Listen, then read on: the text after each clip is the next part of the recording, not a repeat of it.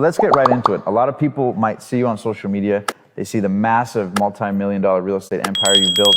But a lot of people don't know that you came from kind of humble beginnings, right? Yes. So talk to me a little bit, before you built this multi-million-dollar empire, where did you grow up? What was your childhood like? And sort of where did you start? Where did the ball start rolling for you as a kid?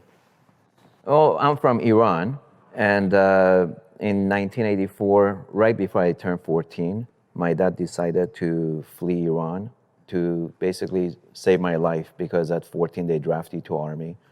And my dad, having 6 brothers, 4 being crippled or dead by now from the injuries from the war, and I was his favorite son, he didn't want that to happen to me. So we fled two weeks before my 14th birthday with $2,000. We went to Turkey, got a visa, came to US. He had a friend in Costa Mesa that had a gas station and had promised them a job, pumping full service gas.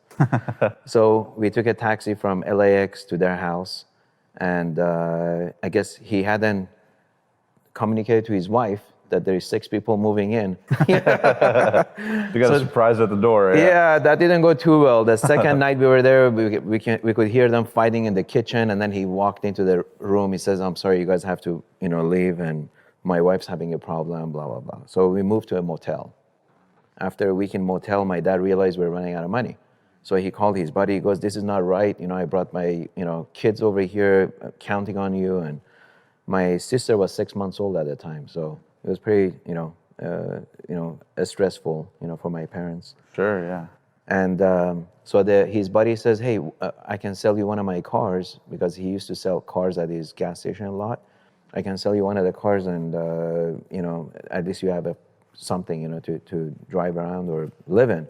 So we went over there, picked up a Datsun station wagon, and that became our house for a few months. Wow. And Yeah. how old were you at this time? This is 14? I was 14. Yeah. So you're living in a Datsun car? Yep, 6 of us. Yeah. Wow. And I don't remember. Maybe it was a few weeks. Yeah. Sometimes when you go through trauma in life, your subconscious, blocks it. When certain things are painful, It waters it down a little bit in the memory. Yeah, and your memory gets a little foggy, not because you don't want to remember it, because Yeah. it's painful, Yeah. But nevertheless, What was the attitude like in the car? Was it like, "Oh shit, we're in a rough situation," or was it kind of like positive, upbeat? Was it like a supportive? Do you remember the sort of energy, or was it tension? Yeah. I mean, what was it like in the car? Definitely tense, tense and stressful and anxiety. Obviously, when you don't speak any English, you come to this country with no resources. And my dad did speak English because he was, educated back in America at some point for his degree. He was a senior cost accountant for an oil company. And, but none of us speak any English, and, you feel helpless, Yeah. And Were you picked so on in kind of school? desperate. Oh yeah, yeah. School wasn't fun either. The first 2 years I had a very rough time. I had 3 hours of ESL classes. Really? Yeah, because I didn't speak any English, and so I got picked all the time. I was a very skinny boy. Wow. Short, skinny boy, and I think that's one of the reasons I started weightlifting early on. Ever since I was 14 and a half, I started lifting. I bought my first 2 dumbbells from Swap Meet for $1. Yeah. 50 cents each.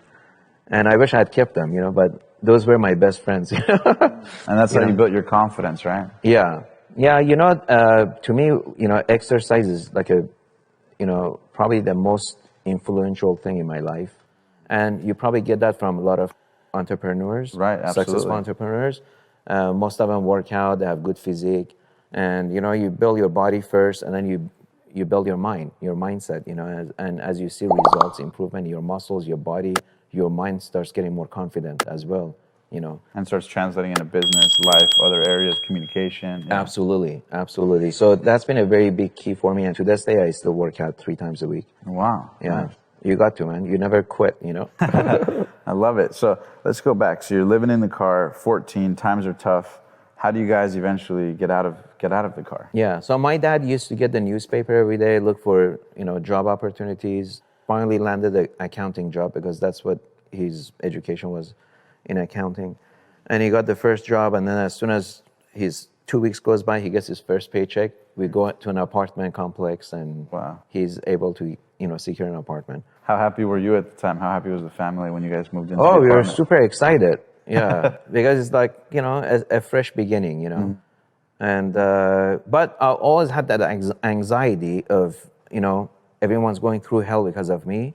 So I've always had this guilt, on my shoulders that I have to do something big. I got to do something to pay back my parents. And How old were you when that started? Oh, 14. Really? Because So right away? immediately, yeah. Did all your siblings feel the same, or you especially? Mostly me, yeah. Why is that, you think? Well, because my dad left, everyone suffered because of me.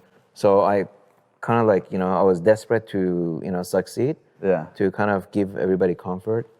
And, and so since I was 14, I was always on the lookout, what can I do to like, help my parents, And the first idea that came to my mind was when I was taking out the trash. I was 14 years old from our apartment, and I see, people left dining, chairs out, toaster and what have you. I'm like, why are people leaving this out? I mean, the chair is in good shape, I could sit in it. Dining table's in good shape.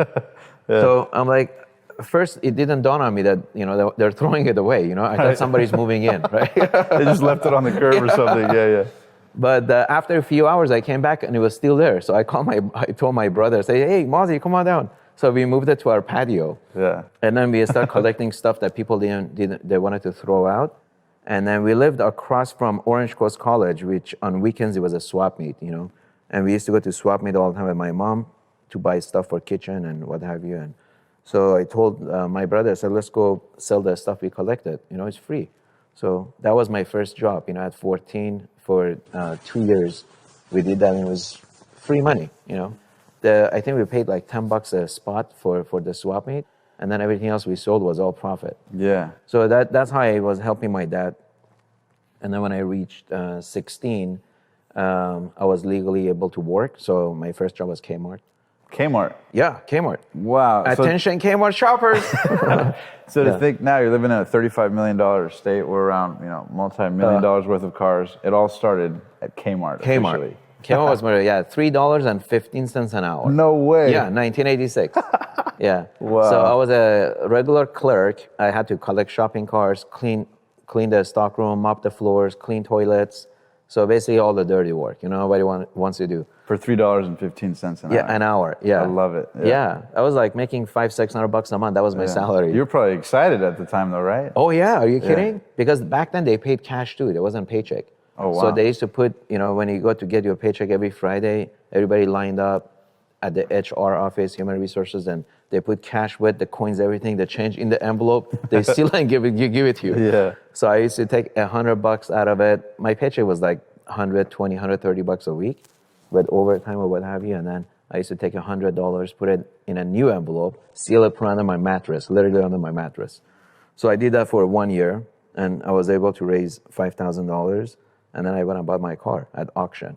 So even back then, I wanted to get deals, at age 17. Where did you learn that discipline? Was your family into the discipline, or you just sort of picked it up on your own? Well, my grandpa had a grocery store in Iran, so I used to go to his grocery store all the time, and I saw him wheeling with people. Maybe that kind of, I don't know, inked in my brain. Yeah. What What car was it that your